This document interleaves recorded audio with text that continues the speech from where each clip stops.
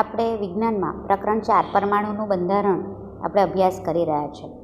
આગળના 2 સેશન તમે જોયા જ હશે અને એમાં જે વિડીયો મૂકેલા છે કે જે તમારા જે કોન્સેપ્ટ છે એને વધારે ક્લિયર કરે, તો એ પણ જોયા ને તમે? યાદ છે આપણે એમાં શું કરેલું? તો આપણે આગળના જે વિડીયો હતા તેમાં આવી રીતે વીજભારિત નળીના મદદથી આપણે જે પ્રોટોન કણ છે એટલે કે પરમાણુ અવિભાજ્ય છે તેવું ડાલ્ટને જે કીધેલું તે ખોટું હતું તેવું આપણે આગલા જે ફર્સ્ટ સેશન હતું તેમાં જોયું હતું. વીજભારયુક્ત નળીનો આ પ્રયોગ જોયો હતો.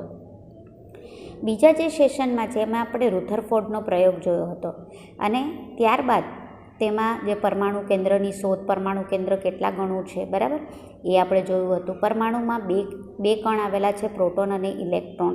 આ ઉપરાંત ત્રીજો કણ ચેડવિકે શોધી કાઢ્યો હતો તે ન્યુટ્રોન, એ આપણે જોયું હતું. તો રુથરફોર્ડ, ત્યારબાદ થોમ્સનનો પરમાણુ નમૂનો આગલા 2 સેશનોમાં જોયો હતો અને એના પછી રુથરફોર્ડે જે પરમાણુનો નમૂનો આપ્યો હતો તે જોયો હતો. એના પછી આપણે જે બોર જે પરમાણુનો નમૂનો આપણને આપી ગયા, સમજાવી ગયા, તેના વિશે આપણે પ્રાથમિક માહિતી આપણે જોઈ હતી. ચાલો હવે આ પ્રકરણમાં આગળ વધીએ કે બોરે જે પરમાણુ મોડેલ આપ્યું એટલે કે પરમાણુનો નમૂનો આપ્યો તેમાં ઇલેક્ટ્રોનની ગોઠવણી વળી કેવી રીતે થતી હશે, તો ચાલો જોઈ લઈએ. મિત્રો, આપણે જોઈ ગયા કે પરમાણુમાં 3 કણ રહેલા છે, પ્રોટોન, ઇલેક્ટ્રોન અને ન્યુટ્રોન. જેમાંથી પ્રોટોન અને ન્યુટ્રોન એ પરમાણુના કેન્દ્રમાં છે, જ્યારે ઇલેક્ટ્રોન આવી રીતે પરમાણુની બહાર આજુબાજુ ગતિ કરે છે. નિશ્ચિત રીતે તે ગતિ કરે છે. હવે પરમાણુના કેન્દ્રમાં રહેલા પ્રોટોન અને ન્યુટ્રોનના સરવાળાને પરમાણુ ભાર કહેવાય એવું આપણે ભણી ગયા. ઓકે, હવે એનાથી આગળ આ જે પરમાણુના કેન્દ્રની આજુબાજુ જે ઇલેક્ટ્રોન ગતિ કરે છે તે વળી કેવી રીતે ગતિ કરે છે અને કેવી રીતે ગોઠવાયા છે, તો તેના વિશેની સમજૂતી બોર નામના વૈજ્ઞાનિકે આપી હતી. તો તેના વિશે આપણે સમજીએ. પરમાણુની વિભિન્ન કક્ષાઓમાં ઇલેક્ટ્રોનની વહેંચણી કયા વૈજ્ઞાનિકે સૂચવી? તો મેં તમને હમણાં જ કીધું, બોર નામના વૈજ્ઞાનિકે શોધી હતી. જુદા જુદા ઉર્જા સ્તરમાં ઇલેક્ટ્રોનની સંખ્યા દર્શાવવા માટેના નિયમો કયા છે, એટલે બોરે કયા નિયમો આપ્યા હતા, તો તે આપણે જોઈએ. મિત્રો, આ ધ્યાનથી સમજજો, કારણ કે આગળ તમારે 10મા ધોરણમાં કે 9મા ધોરણના અન્ય રસાયણ વિજ્ઞાનના જે પ્રકરણો છે તે સમજવા માટે તમારે આ સમજવું ખૂબ જ જરૂરી છે. તો અહીં પરમાણુની વિભિન્ન કક્ષામાં ઇલેક્ટ્રોનની વહેંચણી બોર અને બરી નામના વૈજ્ઞાનિકે સૂચવી હતી. ઓબ્જેક્ટિવ એટલે કે 1 માર્કના પ્રશ્નમાં તમને આવું પૂછી શકે. જુદા જુદા ઉર્જા સ્તર અથવા તો કોષ. હવે આપણે આગળ પણ મેં તમને સમજાવી ચૂકી છું કે પરમાણુની આજુબાજુ ઇલેક્ટ્રોન નિશ્ચિત માર્ગમાં ગતિ કરે છે અને આ જે નિશ્ચિત માર્ગ છે એને કક્ષા અથવા કોષ અથવા તો ઉર્જા સ્તર કહેવામાં આવે છે. ફરી કહું છું મિત્રો, પરમાણુની કેન્દ્રની આજુબાજુ ઇલેક્ટ્રોન એ નિશ્ચિત માર્ગમાં સતત કેન્દ્રની આજુબાજુ ગતિ કરે છે. ધારો કે અહીંયા એક ઇલેક્ટ્રોન છે, એ ઇલેક્ટ્રોન આ રસ્તા પર ગતિ કરી રહ્યો છે. અહીં જુદા જુદા ઇલેક્ટ્રોન આવેલા છે, એ આ રસ્તા પર ઇલેક્ટ્રોન ગતિ કરી રહ્યો છે. તો અહીં આ ઇલેક્ટ્રોનની આ કક્ષા કહેવાશે બરાબર, અથવા ઉર્જા સ્તર કહેવાશે અથવા તો કોષ કહેવાશે. તો તેવી રીતે જુદા જુદા કોષ આવેલા છે. જેમ કે મેં તમને ઉદાહરણ આપેલું કે ધારો કે ધોરણ 9માં 100 વિદ્યાર્થી છે, એ 100 વિદ્યાર્થીમાંથી 2 ક્લાસ આપણે પાડ્યા છે. પહેલો વર્ગને આપણે કહીશું કે 9A અને બીજા વર્ગને આપણે કહીશું 9B બરાબર. તેમાંથી નિશા નામની છોકરી એ 9Bમાં ભણે છે ને ધારો કે કોઈ શોધતું આવશે તો તમે શું કહેશો કે નિશા ક્યાં છે, તો 9Bમાં બરાબર. તો તેવી જ રીતે અહીં જુદા જુદા ઇલેક્ટ્રોન આવા નિશ્ચિત માર્ગ પર ગતિ કરે છે ને ત્યાં જ મળી આવે છે. એને તેની કોષ, કક્ષા અથવા તો ઉર્જા સ્તર કહેવામાં આવે છે. હવે આ ઇલેક્ટ્રોન કેવી રીતે ગોઠવાય છે? જેમ કે તમે વર્ગમાં આવો બરાબર, તો વર્ગમાં પણ તમારા વર્ગ શિક્ષકે તમને નિયમિત રીતે ગોઠવે ને, ગમે તેમ તો તમે નથી બેઠા હોતા ને, તો એ ગોઠવણી ઇલેક્ટ્રોનની કેવી રીતે થયેલી હોય છે, તો તે આપણે અહીં બોર અને બરી નામના વૈજ્ઞાનિકે અહીં કેટલાક એના નિયમો સૂચવ્યા. તો અહીં તે સમજીએ મિત્રો. તો તે શું છે? જુદી જુદી કક્ષામાં રહેલા ઇલેક્ટ્રોનની મહત્તમ સંખ્યા, એટલે હવે અહીંયા જુઓ, પહેલાં તો કક્ષામાં હાજર ઇલેક્ટ્રોનની સંખ્યા 2n². યાદ રાખજો મિત્રો, આ સૂત્ર વડે તમે નક્કી કરી શકો છો કે 2n² વડે આ તમે જે કોઈપણ કક્ષામાં કેટલા ઇલેક્ટ્રોન ભરાશે તે તમે નક્કી કરી શકો છો. અને ત્યાં એ n એ કક્ષાનો ક્રમ છે, એટલે ફોર એક્ઝામ્પલ આ પહેલી કક્ષા છે તો n બરાબર અહીં 1 લખવાનું. બીજી કક્ષામાં કેટલા ઇલેક્ટ્રોન આવે તે શોધવા હોય તો અહીં n બરાબર 2 લખવાનું. એ હું તમને સમજાવું છું. જેમ કે કેવી રીતે આપણે સમજી શકીએ, પહેલી કક્ષાને k વડે, બીજી કક્ષાને l વડે, ત્રીજી કક્ષાને m, ચોથી કક્ષાને n વડે દર્શાવવામાં આવે છે. હવે તમને એમ પૂછું છું કે પહેલી કક્ષામાં કેટલા મહત્તમ ઇલેક્ટ્રોન આવી શકે. ઉદાહરણ તરીકે હું તમને એમ કહું કે ધારો કે આપણે ત્યાં જે બેન્ચ છે એમાં મહત્તમ વિદ્યાર્થી 2 આવી શકે, બરાબર છે. તો હવે ત્રીજો વિદ્યાર્થી આવે તો આપણે એને ક્યાં મૂકશું? પહેલી બેન્ચ ઉપર બેસાડી શકીશું? ના, એને પહેલી બેન્ચ ઉપર આપણે બેસાડી શકીશું નહીં. તેને આપણે આગળ એટલે કે બીજી બેન્ચ ઉપર બેસાડવું પડશે. અહીંયા પણ કંઈ આવું છે. હવે કેવી રીતે? ધારો કે આ જે પહેલી કક્ષા જે છે, બરાબર, અહીં તમને પહેલી કક્ષા દેખાઈ રહી છે. તો આ પહેલી કક્ષામાં મહત્તમ કેટલા ઇલેક્ટ્રોન આવી શકશે એ આપણે જાણવું હોય તો સૂત્ર કયું લેવાનું? 2n², બરાબર. એમાં કેટલી કક્ષા છે? તો કે પહેલી. તો n બરાબર કેટલા મૂકવાના? 1. 1નો વર્ગ, બરાબર. 1નો વર્ગ 1 ગુણ્યા 2 એટલે ટોટલ 2. તો પહેલી કક્ષામાં મહત્તમ ઇલેક્ટ્રોન કેટલા આવશે બચ્ચાઓ? તો તે આવશે 2. એટલે હવે અહીં આ પહેલી કક્ષામાં 2 ઇલેક્ટ્રોન આવી ગયા. હવે ધારો કે ત્રીજો ઇલેક્ટ્રોન અહીંયા આવે ને કહે છે કે મારે પણ આ કક્ષામાં આવવું છે, તો શું થશે? આપણે એને અહીં આવવા દઈશું નહીં.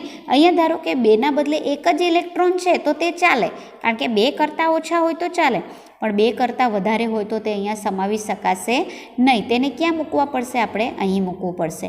એટલે જે ત્રીજો ઇલેક્ટ્રોન છે તે અહીંયા આવશે, પછી ચોથો આવશે, પછી પાંચમો આવશે. તો આવી રીતે બીજી કક્ષામાં કેટલા ઇલેક્ટ્રોન મહત્તમ આવી શકે? ફરી પાછું સૂત્ર કયું લેશું?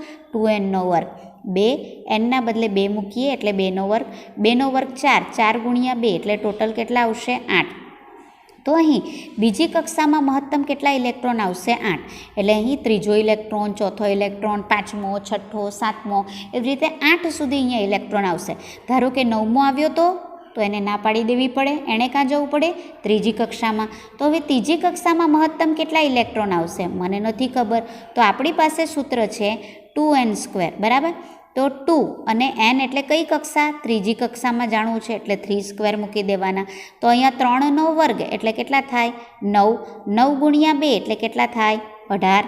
તો આમ અહીં ત્રીજી કક્ષામાં કેટલા મહત્તમ ઇલેક્ટ્રોન આવી શકે? 18 ઇલેક્ટ્રોન આવી શકે. ક્લિયર? એટલે અહીં 18 સુધી ભરાશે. 9થી 18 અહીંયા ઇલેક્ટ્રોન ભરાશે.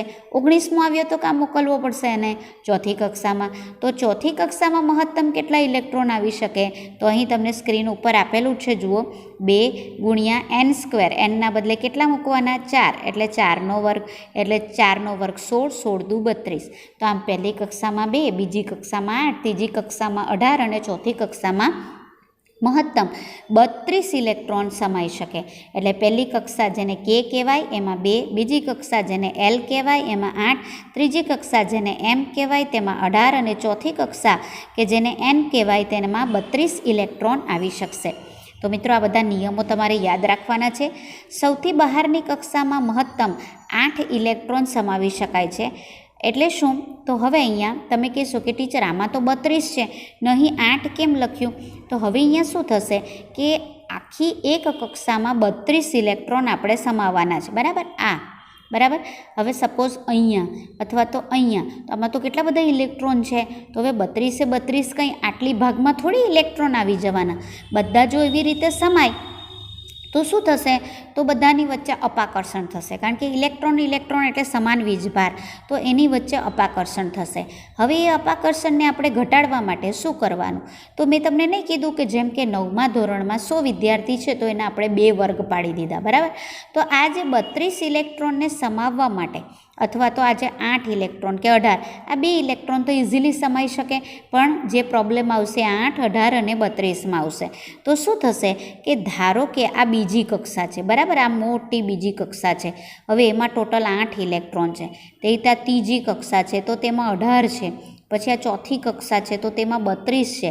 તો હવે આટલા બધા ઇલેક્ટ્રોનને સમાવવા માટે શું કર્યું?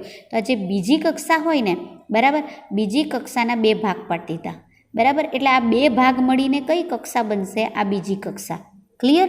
તેવી રીતે 18મી કક્ષકના ભાગ પાડી દીધા, ત્રીજી કક્ષાના ભાગ પાડી દીધા કે જેમાં 18 ઇલેક્ટ્રોન આવે. તો આ બધી કક્ષાઓ મળીને શું થશે? આપણી ત્રીજી કક્ષા થશે. બરાબર? આ ત્રીજી કક્ષા થશે. એટલે ત્રીજી કક્ષાના થોડાક ભાગ પાડી દીધા, બીજી કક્ષાના થોડા ભાગ, આ બીજી કક્ષા, ત્રીજી કક્ષાને ચોથી કક્ષાના પેટા ભાગ પાડી દીધા. આ જે પેટા ભાગ કહેવામાં આવે તેને કહેવામાં આવે કક્ષક. બરાબર? જેમ તમારું 9મા ધોરણમાં ઘણા બધા વિદ્યાર્થી હતા અને આપણે એનો વર્ગ 2 પાડી દીધા, વર્ગ એ અને વર્ગ બી. તો અહીં વર્ગ એ અને વર્ગ બી કહેવાશે તો 9મું ધોરણ જ ને, એટલે અહીં કહેવાશે તો બીજી જ કક્ષા. બરાબર? પણ આ બધી શું કહેવાશે? એની કક્ષક. બરાબર? એટલે આપણે જે 9માના 2 ક્લાસ પાડી દીધા એને કહેવામાં આવશે કક્ષક. ઓકે, હવે આગળ જોઈએ આપણે.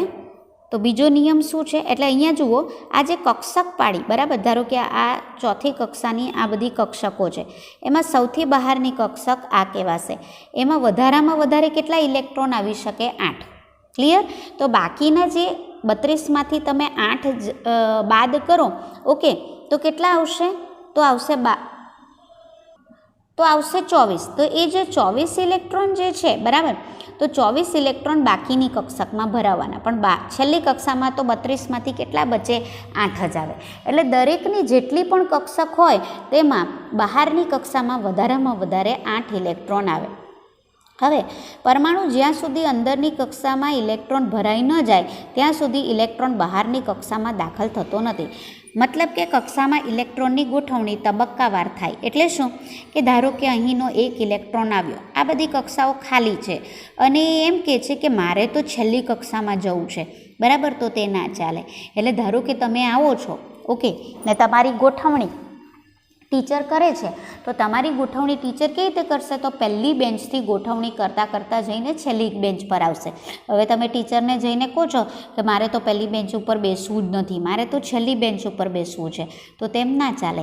એટલે જેમ જેમ આ કક્ષા ભરાય પછી જ તમે આગળની કક્ષામાં જઈ શકો, ત્યાં સુધી તમે આગળની કક્ષામાં જઈ શકતા નથી. એટલે કે તબક્કાવાર કક્ષામાં ઇલેક્ટ્રોનની ગોઠવણી થાય છે. હવે અહીં તમને તત્વોનો કેવી રીતે ગોઠવણી થાય, તો પ્રથમ 18 તત્વોની ગોઠવણી મેં અહીં આપી છે, તો એને તમે બરાબર ધ્યાનથી સમજજો કે જેથી તમને આગળ પણ ખબર પડે, મતલબ કે આગળના પ્રકરણોમાં પણ ખ્યાલ આવશે. ધારો કે હું એમ કહું છું, પહેલું તત્વ છે 18, એનો પરમાણુ ક્રમાંક છે 1. પરમાણુ ક્રમાંક 1 છે એટલે તેમાં ઇલેક્ટ્રોનની સંખ્યા 1 છે અને ન્યુટ્રોનની સંખ્યા પણ 1 છે. એટલે શું થશે કે ધારો કે આ રહ્યું, એને હાઇડ્રોજન કહેવાય. હવે હું એને અહીં દોરીને પણ બતાવું છું કેવી રીતે આવે હાઇડ્રોજનમાં. ધારો કે તમારું આ હાઇડ્રોજનનું તત્વ છે, એની અંદર આ પરમાણુ ક્રમાંક, બરાબર. તો હવે હાઇડ્રોજનમાં પહેલી કક્ષામાં મહત્તમ કેટલા ભરાઈ શકે? યાદ રાખજો મિત્રો, 2 ભરાઈ શકે. પણ હાઇડ્રોજનમાં તો 1 જ છે ઇલેક્ટ્રોન, તો ચાલે ને? જરૂરી થોડી છે કે 2 બધામાં હોય. તો હાઇડ્રોજનમાં 1 ઇલેક્ટ્રોન છે, તો એમાં કક્ષાની સંખ્યા કેટલી હશે? 1 જ હશે. બરાબર? 2 નહીં હોય. પહેલી કક્ષા હશે પણ તેમાં ઇલેક્ટ્રોન કેટલા ભરાઈ શકે? મહત્તમ 2. તો આપણી પાસે 1 છે, તો 1 ઇલેક્ટ્રોન ક્યાં ભરાશે? પહેલી કક્ષામાં જ ભરાશે. ઓકે, તો આ પહેલી કક્ષા દોરી. આ હાઇડ્રોજનનો પરમાણુનું કેન્દ્ર, એમાં 1 પ્રોટોન હશે, બરાબર, એમાં ન્યુટ્રોન નથી આવેલો. પહેલી કક્ષા હશે અને તેમાં 1 ઇલેક્ટ્રોન હશે. એટલે તમે ધ્યાનથી જોશો તો અહીં જુઓ, આ જે તમને બતાવેલું છે હાઇડ્રોજનનું પરમાણુનું કેન્દ્ર, તેમાં 1 કક્ષા છે ને તેમાં 1 ઇલેક્ટ્રોન છે. ઓકે, હવે હું બીજું તત્વ તમને બતાવું. બીજું તત્વ છે હિલિયમ. ઓકે, એનો પરમાણુ ક્રમાંક છે 2. બરાબર? 2 છે તો પહેલી કક્ષામાં મહત્તમ કેટલા ઇલેક્ટ્રોન ભરાઈ શકે? 2.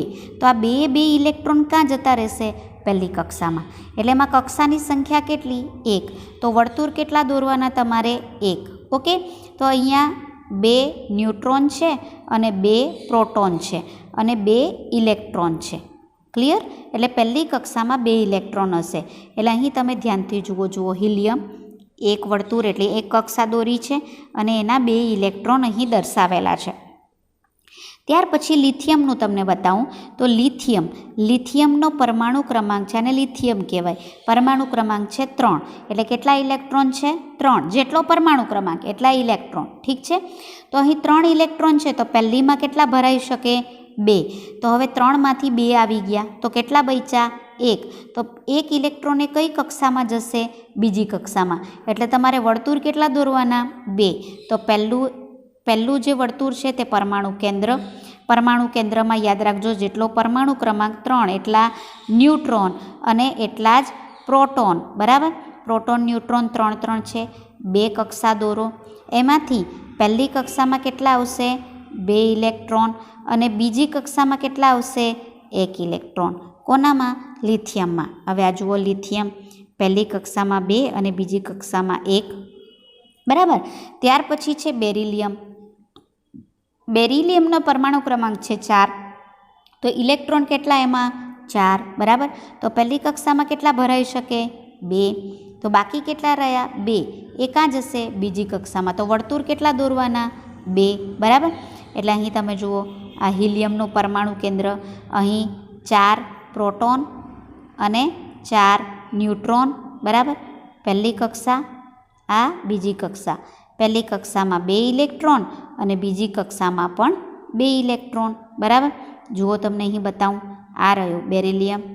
એમાં પહેલી કક્ષામાં 2 અને બીજી કક્ષામાં પણ 2.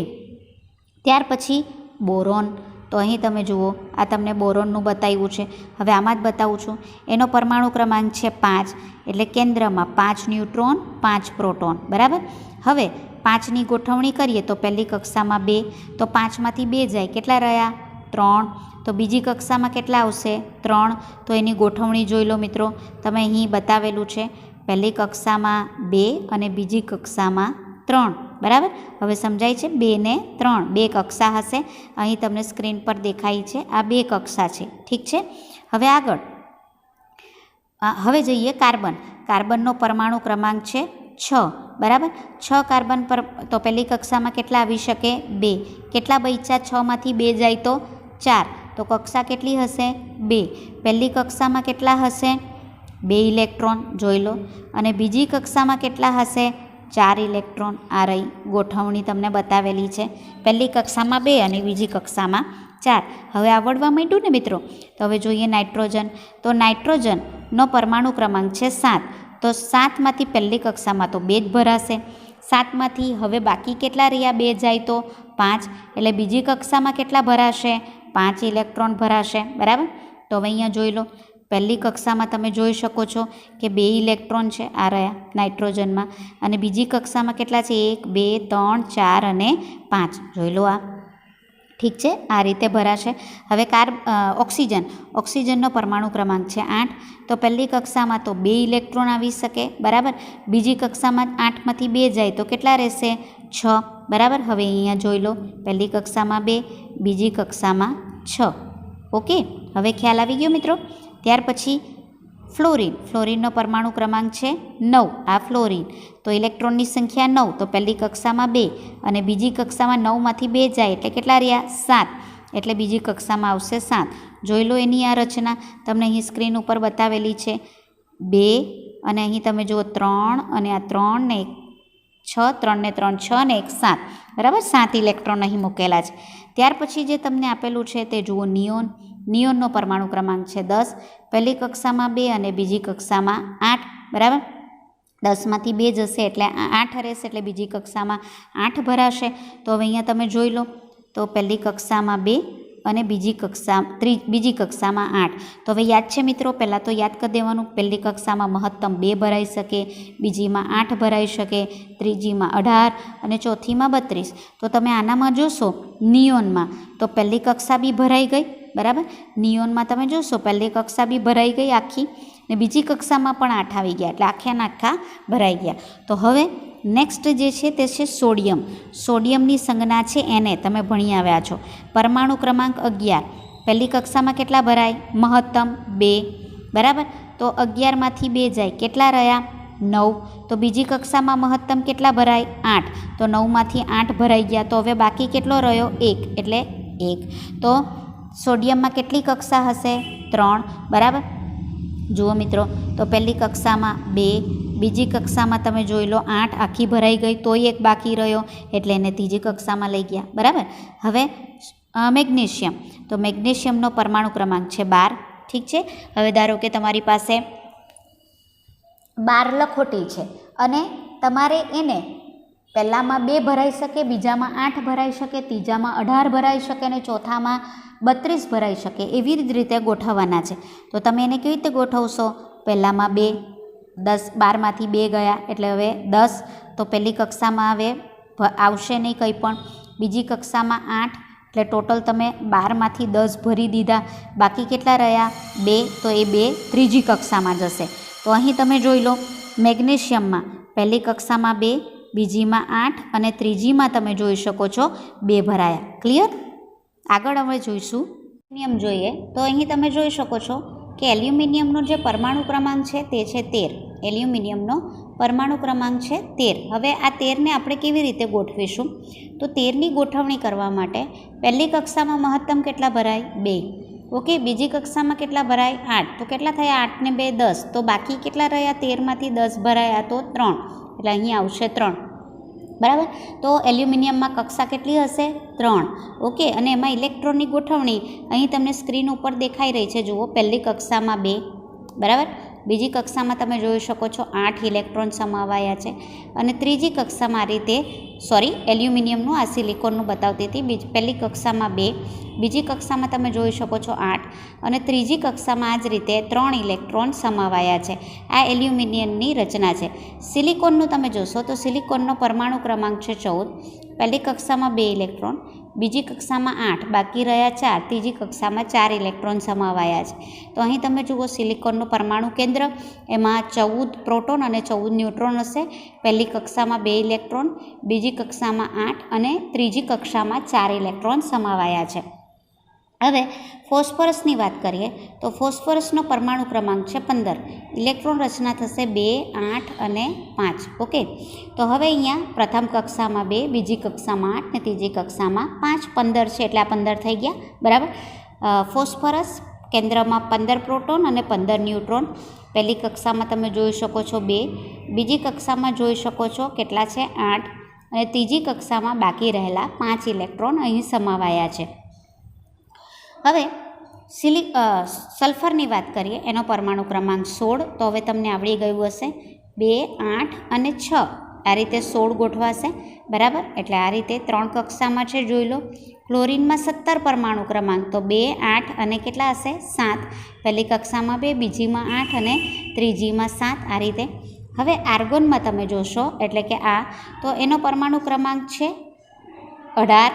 તો પરમાણુ ક્રમાંક 18 એટલે ઇલેક્ટ્રોનની ગોઠવણી છે 2, 8 અને 8 આ રીતની હશે. પહેલી કક્ષામાં 2, બીજીમાં 8 અને ત્રીજીમાં 8. એટલે આ રીતે 18 ઇલેક્ટ્રોન તમે જોઈ શકો છો આ રીતે ગોઠવાયા છે. હવે જુઓ, પહેલી કક્ષામાં મહત્તમ કેટલા ભરાય? 2 ભરાઈ ગઈ.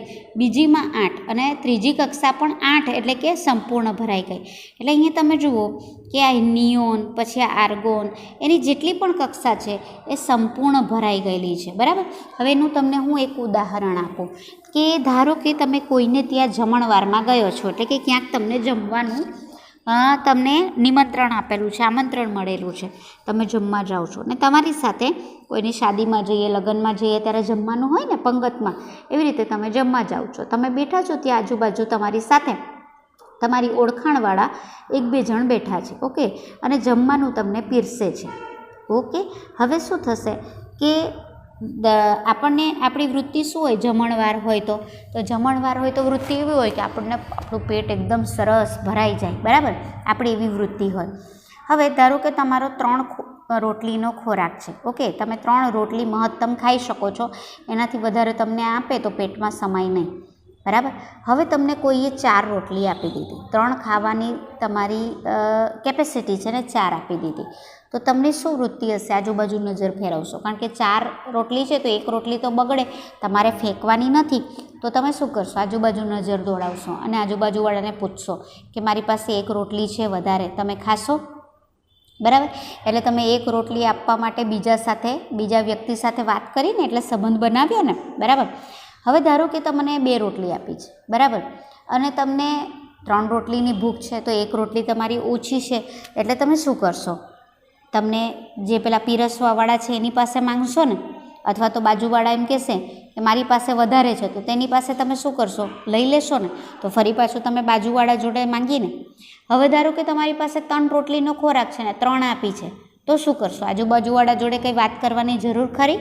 ના, તમારો જેટલો ખોરાક છે એટલું તમને મળી ગયું, તો આજુબાજુવાળા જોડે વાત કરવાની તમારે શું જરૂર છે? એટલે કોઈ આજુબાજુવાળા સાથે ઓળખાણ કે સંબંધ થશે નહીં. તો હવે અહીંયા તમને એમ થશે કે ટીચરે આવું કેમ સમજાવ્યું? તો હવે અહીંયા તમે જુઓ, જેમ કે હું લિથિયમની વાત કરું તો લિથિયમની આ પહેલી કક્ષા છે, બરાબર. એમાં કેટલા વધારેમાં વધારે ઇલેક્ટ્રોન આવે? 2.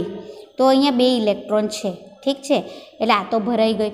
હવે દરેક તત્વની જેમ આપણું પેટ ભરાય એવી આપણી ઈચ્છા હોય ને, તેમ દરેક તત્વની ઈચ્છા શું હોય કે એની પાસે જેટલી બી કક્ષા હોય એ સંપૂર્ણ ભરાયેલી હોવી જોઈએ, બરાબર. તો હવે લિથિયમ પાસે 2 કક્ષા છે, તો 2 કક્ષા છે, તો પહેલી કક્ષામાં તો 2 ભરાય, તો એ ભરાઈ ગઈ છે, 2 આવે મહત્તમ. બીજી કક્ષામાં 8 ભરાય, પણ 8ના બદલે શું છે? એની પાસે 1 ઇલેક્ટ્રોન આવી ગયો. તો હવે એની ઈચ્છા શું હશે? કોઈ એને 7 ઇલેક્ટ્રોન આપી દે, બરાબર, કારણ કે એને 7 ઇલેક્ટ્રોન 8 ઇલેક્ટ્રોન કરવામાં ખૂટે છે. એટલે હવે કોણ 7 ઇલેક્ટ્રોન પોતાને આપવાનું? તો એના બદલે શું કરશે કે આ ઇલેક્ટ્રોન આપી દે, તો એક જ કક્ષા રહેશે હવે એની પાસે, ને તે બી ભરાયેલી. એટલે આની વૃત્તિ કેવી હશે કે 1 ઇલેક્ટ્રોન મારી પાસે કોઈ લઈ લે.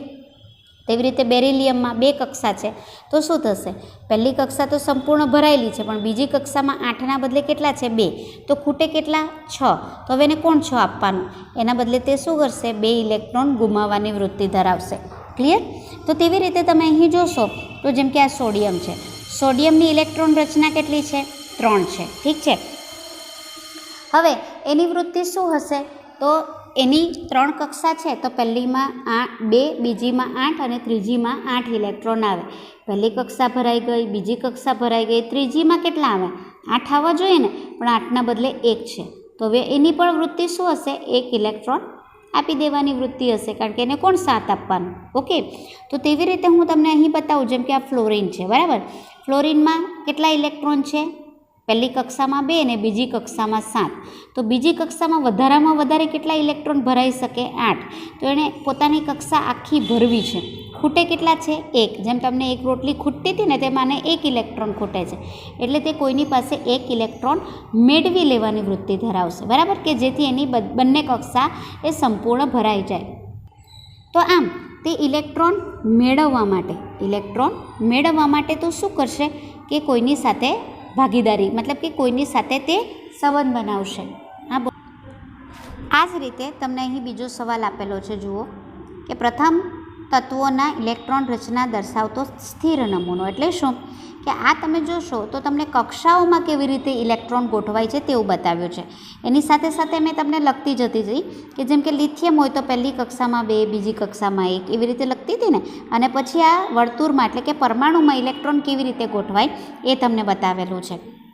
તો હવે અહીંયા તમને પરમાણુમાં નહીં, ઇલેક્ટ્રોનની ગોઠવણી કેવી રીતે થાય, પહેલી કક્ષામાં કયું, બીજી કક્ષામાં કયું, એવી રીતે ઇલેક્ટ્રોનની ગોઠવણી કેવી રીતે થાય તે અમને સ્ક્રીન પર બતાવેલું છે. જેમ કે હાઇડ્રોજન પરમાણુ ક્રમાંક 1 છે, તો પ્રોટોનની સંખ્યા 1, ઇલેક્ટ્રોનની સંખ્યા 1, અને તેમાં ગોઠવણી કક્ષામાં કેવી રીતે થશે? તો પહેલી કક્ષામાં 1 આવશે, બરાબર. હવે સંયોજકતા એ હું તમને પછી સમજાવું છું એ શું છે, બરાબર. એ આપણો એક ટોપિક જ છે, તે હું તમને સમજાવું છું. હિલિયમ તો તમે જોશો પરમાણુ ક્રમાંક 2, એટલે એમાં પ્રોટોનની સંખ્યા 2, ઇલેક્ટ્રોનની 2 અને ન્યુટ્રોનની 2, એટલે પહેલી કક્ષામાં તેમાં 2 ઇલેક્ટ્રોન સમાઈ શકે, કારણ કે મહત્તમ 2 ઇલેક્ટ્રોન છે, બરાબર. લિથિયમમાં મેં તમને સમજાવી દીધું, પરમાણુ ક્રમાંક 3 છે, પ્રોટોન 3, ઇલેક્ટ્રોન 3, પણ ન્યુટ્રોન એમાં કેટલા છે? 4 છે, બરાબર. તમારે પરમાણુ ક્રમાંક 3 છે એટલે ઇલેક્ટ્રોન 3, ગોઠવણી એના આધારે જ થશે. જો પ્રોટોન અને ન્યુટ્રોન ન યાદ રહે મિત્રો તો વાંધો નહીં, પણ આ ટોપિક તૈયાર કરવા માટે તમને ઇલેક્ટ્રોન કેટલા છે તે તમને સમજ પડવી જોઈએ. તો પરમાણુ ક્રમાંક 3 છે તો ઇલેક્ટ્રોન કેટલા રહેશે? 3. તો ગોઠવણી કેવી રીતે થાય? પહેલી કક્ષામાં 2, પહેલી ભરાઈ ગઈ, તો હજી એક બાકી રહ્યો, તેને બીજી કક્ષામાં મૂકવાનું. ક્લિયર? બેરિલિયમમાં 4 ઇલેક્ટ્રોન છે, એટલે શું થશે? પહેલી કક્ષામાં 2 ને બીજી કક્ષામાં 2. તો એવી રીતે મિત્રો અહીં તમને આર્ગોન સુધી અત્યાર સુધી જે આપણે ભણ્યા એ રીતે તમને આવે છે, તો તમે જરા ધ્યાનથી જોઈ લેજો. બીજો સવાલ કેવી રીતે પૂછી શકે? કાર્બન અને સોડિયમમાં ઇલેક્ટ્રોનની વહેંચણી. તો કાર્બનનો પરમાણુ ક્રમાંક કેટલો છે? જુઓ મિત્રો, આ કાર્બનની સંજ્ઞા C, અહીં નીચે જે દેખાડેલું હોય ને એને પરમાણુ ક્રમાંક કહેવાય. જુઓ આ પરમાણુ ક્રમાંક, બરાબર. તો પરમાણુ ક્રમાંક છે 6, એટલે ઇલેક્ટ્રોન કેટલા? 6. તો પહેલી કક્ષામાં 2 અને બીજી કક્ષામાં 4, એટલે પહેલી કક્ષા K એમાં 2 ઇલેક્ટ્રોન, બીજી કક્ષા L એટલે કે એમાં 4 ઇલેક્ટ્રોન છે. સોડિયમનો પરમાણુ ક્રમાંક છે 11, પહેલી કક્ષામાં 2, બીજી કક્ષામાં 8 અને ત્રીજી કક્ષામાં 1, બરાબર. એટલે શું થશે? 2, 8 અને 1 એટલે 11 થઈ ગયા. કે કક્ષામાં 2, એલ કક્ષામાં 8 અને એમ કક્ષામાં 1 ઇલેક્ટ્રોન આવશે, બરાબર. હવે આગળ આપણે અહીં સુધી જોઈશું સંયોજકતાથી. નેક્સ્ટ સેશનમાં આપણે જોઈશું અને આની સાથે મેં અત્યારે જે બોરનો પરમાણુ મોડલ વિશે સમજાવ્યું છે તો એનો વિડીયો પણ તમને આની સાથે મૂક્યો છે કે જેથી તમને વ્યવસ્થિત રીતે ખ્યાલ આવે. તો આગળ જોઈએ મિત્રો સવાલ આપણો કે કોઈપણ પરમાણુમાં કે અને એલ કોષ ભરાયેલા છે તો પરમાણુમાં ઇલેક્ટ્રોનની સંખ્યા કેટલી? કે એલ એમ એન આવું આવે, બરાબર. આને આ ભરાયેલા છે તો પહેલી કક્ષામાં 2 ને બીજી કક્ષામાં 8 એટલે કેટલા ઇલેક્ટ્રોન હશે એમાં? 10. 8 ને 2 10, બરાબર. તો આવી રીતે પણ તમને સવાલ પૂછી શકે છે મિત્રો. તો આપણે ફરી પાછા નેક્સ્ટ સેશનમાં સંયોજકતા સાથે મળીશું. બોહરનો પરમાણવીય નમૂનો. Atomic model of Bohr. 1912માં બોહરે પરમાણવીય નમૂનો રજૂ કર્યો. બોહરે જણાવ્યું કે ધન વીજભાર યુક્ત કેન્દ્રથી ચોક્કસ અંતરે કેન્દ્રની ફરતે ઇલેક્ટ્રોન પરમાણવીય સ્તરમાં ભ્રમણ કરે છે. પરમાણુમાં પરમાણુના કેન્દ્રથી ચોક્કસ અંતરે આવેલી આ પરમાણવીય સપાટીને ઇલેક્ટ્રોનનું શક્તિ સ્તર અથવા કક્ષા કહે છે. આ કક્ષામાં સતત કેન્દ્રની ફરતે ભ્રમણ કરતો ઇલેક્ટ્રોન ઉર્જા ગુમાવતો નથી. માટે આવી કક્ષાઓને બોહરે સ્થિર કક્ષાઓ કહી. કેન્દ્રથી સૌથી નજીકની કક્ષાની શક્તિ સૌથી ઓછી હોય છે. કેન્દ્રથી દૂર રહેલી કક્ષાઓમાં શક્તિ ક્રમશઃ વધે છે. બોહરે રજૂ કરેલા પરમાણવીય નમૂના અનુસાર પરમાણવીય કેન્દ્રની ફરતે ઇલેક્ટ્રોનની ગોઠવણી નીચે પ્રમાણે દર્શાવી શકાય. 1. કેન્દ્રની નજીકની પહેલી કક્ષામાં 2 ઇલેક્ટ્રોન સમાવી શકાય છે. 2. બીજી કક્ષામાં વધારેમાં વધારે 8 ઇલેક્ટ્રોન સમાવી શકાય છે. 3. ત્રીજી કક્ષામાં વધારેમાં વધારે 18 ઇલેક્ટ્રોન સમાવી શકાય છે. 4. ચોથી કક્ષામાં વધારેમાં વધારે 32 ઇલેક્ટ્રોન સમાવી શકાય છે. 5. બીજી, ત્રીજી, ચોથી કક્ષામાં ગૌણ કક્ષા હોય છે જેને કક્ષક કહે છે.